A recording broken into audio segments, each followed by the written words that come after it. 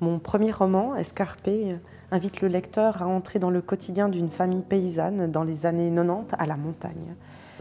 Cette famille se caractérise par une communication assez difficile, où il y a énormément de non-dits, de secrets, où finalement chacun des personnages est assez taiseux, hormis peut-être les plus petits qui doivent apprendre justement tous les arts possibles de la communication.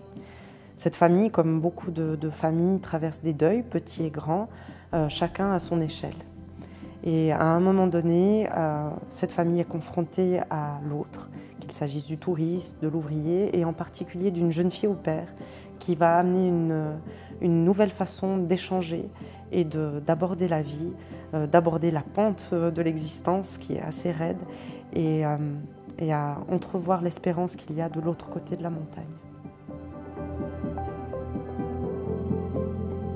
J'ai voulu rendre hommage à la vie paysanne, une vie paysanne dans laquelle j'ai grandi et qu'on juge injustement parfois pour son manque de communication.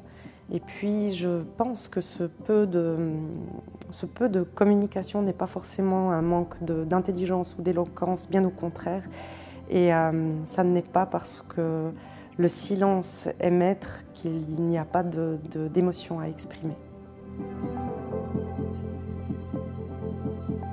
Pour la couverture de mon livre, j'ai eu la chance de travailler avec un artiste valaisan qui s'appelle Pierre-Yves Gabiou, dont j'avais visité l'atelier dans le processus d'écriture d'ailleurs.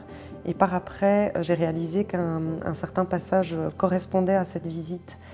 Et il a eu l'immense gentillesse de collaborer avec moi pour la couverture et de réaliser un certain nombre de monotypes qui étaient au départ prévus pour la couverture et finalement, tous étant plus beaux les uns que les autres, ils ont été intégrés au roman.